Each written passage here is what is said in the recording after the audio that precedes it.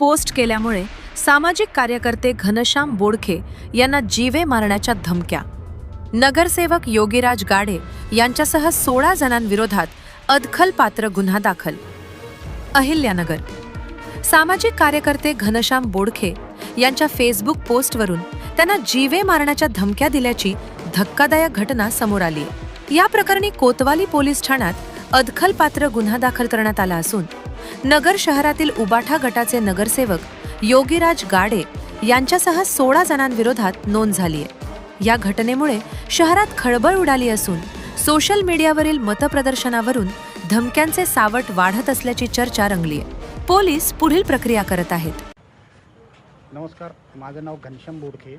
मी 10 तारखेला राहुरी विधानसभा पोटनिवडणुकी संदर्भात एक फेसबुकवर माझ्या अकाउंटवर एक पोस्ट शेअर केली होती. त्या पोस्टच्या अनुषंगाने मी त्या पोस्टमध्ये असं लिहिलं होतं की एक नगरचे आमचे हिंदुत्ववादी आमदार संग्राम भैया जगताप हे त्यांचे मेव्हणे त्या ठिकाणी उमेदवार आहेत आणि त्यांना निवडून आणतील असं एक मी माझं मत व्यक्त केलं होतं. त्यानंतर मला आपल्या अहिल्यानगर महानगरपालिकेच्या एक नगरसेवक यांनी फोन केला.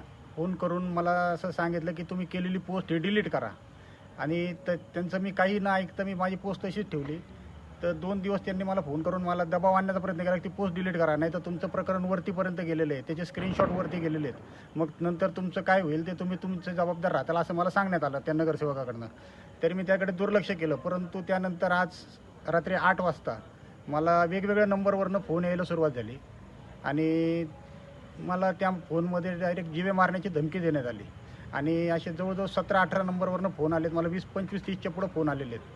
तर त्यामध्ये प्रत्येक फोनवर मला अर्वाच्य भाषेत शिवीगाळ करण्यात आलेली आहे आणि जीवे मारण्याच्या हातपाय तोडण्याच्या धमक्या देण्यात आलेल्या आहे. इथं ज्यावेळेस मी तक्रार द्यायला आलो होतो पोलीस स्टेशनला, तक्रार देत असताना सुद्धा पोलिसांसमोर मला 3-4 जणांचे फोन आलेत. ते मी स्पीकरवर ठेवले होते, ते पोलिसांनी ऐकले, त्याचे रेकॉर्डिंग पण माझ्याकडे आहेत. जर डॉक्टर बाबासाहेब आंबेडकरांनी मला अधिकार दिलेला आहे माझं मत व्यक्त करण्याचा, ते मत मी माझ्या सोशल मीडिया अकाउंटवरून व्यक्त केल्यानंतर जर माझ्यावर असं मोगलाई पद्धतीने जर कोणी दबाव आणत असेल आणि मला जीवे मारण्याच्या धमक्या देत असेल तर मी त्यासाठी प्रशासनाकडे त्याची तक्रार नमूद केलेली आहे.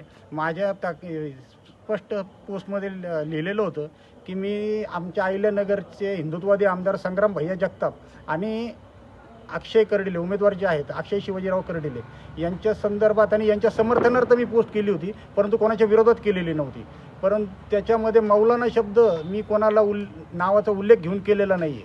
परंतु खासदार निलेश लंके यांचे कार्यकर्ते मला फोन करून म्हणताय की तू आमच्याच नेत्याला मौलाना म्हणतोय. मी अजूनपर्यंत त्यांचं नावही घेतलेलं नाही त्या पोस्टमध्ये किंवा काही नाही, तरीसुद्धा मला ते जीवे मारण्याच्या धमक्या देत आहेत.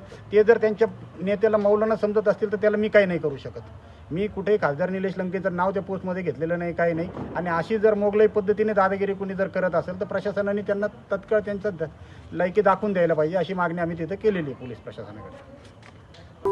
अशाच बातम्यांचा आढावा घेण्यासाठी आजच आपल्या YouTube चॅनलला सबस्क्राईब करा. बातमी आवडल्यास लाईक करा आणि इतरांपर्यंत शेअर करा.